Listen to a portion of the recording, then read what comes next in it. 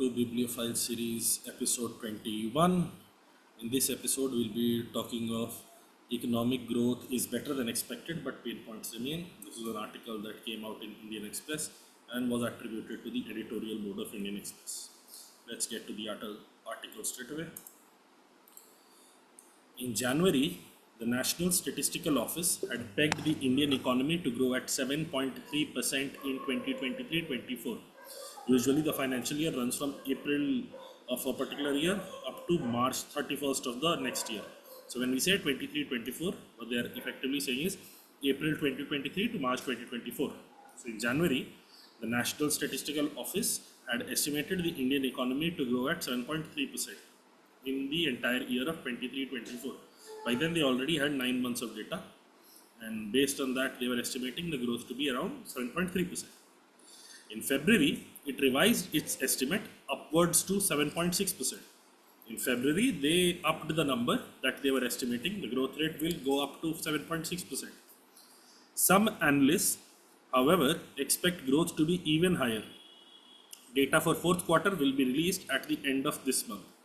So this is an article that came out in May. So when they're saying at the end of this month, they're referring to end of this particular month. This month could be April, this month could be May, this month could be June, whatever the month is. Okay. The growth momentum has continued in this year as well. So the next year, we have moved on to the next year, that is certain. A new report prepared by economists at RBI pegs the economy to grow at around 7.5% in the first quarter of the ongoing financial year. The ongoing financial year being 24-25. Okay, this is higher than the central bank's earlier assessment of 7.1%. Hopefully we know RBI is the central bank. For India, RBI is the central bank. So when we say the central bank, this is higher than the central bank's earlier assessment. RBI is the central bank that is being referred to here. Earlier assessment of 7.1%. So previously they had estimated it to be around 7.1% growth rate, but now they are estimating it to be around 7.5%. For the full year, a growth percent of 7% was projected by the RBI in the last Monetary Policy Committee meeting. Okay, some policy committee meeting. Monetary policy and fiscal policy are two aspects. Monetary policy is controlled by RBI, fiscal policy is controlled by government measures. But for the purposes of reading, let's say we are not familiar with the financial system in the country, we'll say RBI in the last Monetary Policy Committee meeting. So RBI has a role to play in the monetary policy, that much we can infer. Would imply that in recent years, the country is growing at around twice the global average. And that is a significant achievement. If the global average is X and we are growing at 2X, we are significantly outperforming the other players in the market, and it could be down to two facts. Either our denominator is so low, either our GDP current rate, our current value of GDP is so low that growth at higher numbers is possible, or we are operationally performing better than most other places. And it does not have to be one reason or the other. Both those reasons could simultaneously work. Okay. With growth looking up and inflation easing, though unevenly, the economy is faring better than most had expected. The report echoes this confidence, saying that there is growing optimism that India is on the cusp of long-awaited economic takeoff. Okay. From this, one wonderful thing you can potentially understand. Here, where is my pen?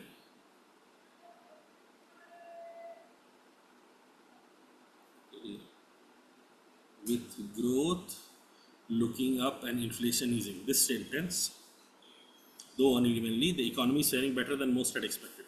This is not a data point. This is an opinion. This is an opinion, and this is an opinion of the author. When we go on to say the report echoes this confidence, now the author is using the report to support his own opinion, support his own assertion that India is faring better than most had expected. So the report echoes this confidence. The report is leaning into that. So the previous statement is slightly author's opinion, although that author's opinion is backed by evidence, so we can also potentially take it as a more reasonable opinion that is believable. Okay. Next, the healthy momentum can be seen across many leading indicators that have been incorporated in the report. GST e-way bills have continued to exhibit robust growth, as have toll collections. So two components that have shown robust growth are GST e-way bills. What are they? We don't know. GST e-way bills have shown robust growth, and toll collections, they have shown robust growth. Steel consumption and cement production, markers of the construction sector, are faring well. Spending in rural areas is showing signs of recovery. As per the Nielsen IQ data, rural demand for FMCG has outstripped the urban demand in the January-March quarter. Two and three wheelers have registered firm growth. Okay. Now see, starting from the beginning of this page, starting from the beginning of this page up until the point where we have registered firm growth, all of these are pretty much examples of the first sentence within this section. The healthy momentum can be seen across multiple leading indicators. So, what are those leading indicators? They have been mentioned. The point where a new idea has been introduced, uh, the point where a new idea is being introduced is from here. However, there are pain points as well. This is where the idea changes. But otherwise, the healthy momentum to registered firm growth up until this point, this is not data that you have to carry in your head. You simply have to register, okay, lots of examples are given of leading indicators. Okay. However, there are pain points as well. Merchandise exports grew by a mere 1.1% in April. Merchandise exports have not grown at a significant pace because they are being referred to as pain points. Merchandise exports growing by 1.1% was not deemed very, let's say, motivating, or let's say it wasn't in line with what we would want it to be for it to be declared as good. Okay. Private investment is yet to show signs of broad based pickup. So, private investment is still operating at a fairly slow pace. It is not showing signs of pickup, and concerns over jobs and wages persist. On inflation, the report points to the divergence in food and core inflation. Food inflation had edged up to 7.9% in April, while core inflation is to 3.2%. Okay. There's also, again, I tend to go sideways into discussions. Understand, food inflation directly affects the citizens, the individual consumer, and core inflation does not directly affect the individual customer. It affects the organizations, the companies, and it's not like they will not use the first hand experience of inflation that we have is for the daily items you buy. When we see there is a significant inflation there, and there is not as much inflation in the core inflation, then the companies can overcharge us by claiming inflation has caused pain to us, which is what is happening. In case you want to read up more about inflation and other ideas, especially new one, I would love for you to read about shrinkflation. Shrinkflation is the rage these days. The companies are not reducing the prices of the items that they're selling, but they are reducing the size of the item itself. So previously, if you got 50 grams of chips for a 10 rupee pack, for 10 rupees, now they'll give you 40 grams of chips for same 10 rupees. The size of the packet will remain same, only the proportion of air will increase, and you will feel like no, prices have not gone up. You wouldn't a careless customer or somebody who is not paying attention would not even notice that the quantity that is being offered for the same price point has gone down tremendously. That is known as shrinkflation. Read up more about it. It is a wonderful concept. Perhaps you'll be seeing examples of it in your own daily life. Okay. While core inflation is to 3.2%, the uncertainty over the trajectory of food prices is in part contributing to the uneven pace of alignment of inflation with the central bank's target.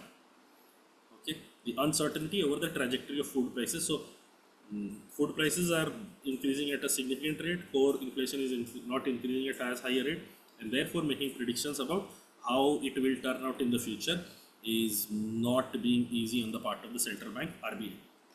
The report expects that the durable alignment with the target may recommence only in the second half of the year. So RBI expects by the second half of the year, these these numbers will come much closer to each other and they will realign with the targets that we currently have, perhaps signaling that the last mile disinflation will be a more long drawn out process.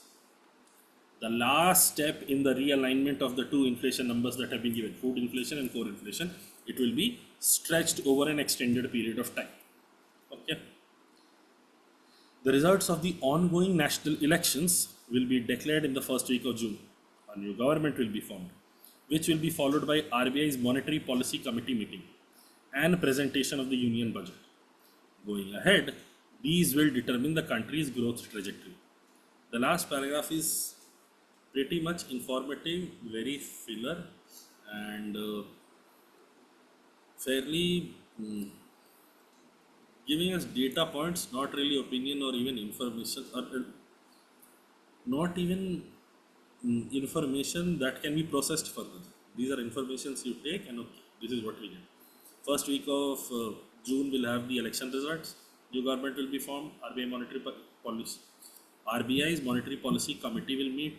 They will present the union budget. Going ahead, these will determine the country's growth trajectory, and that is it.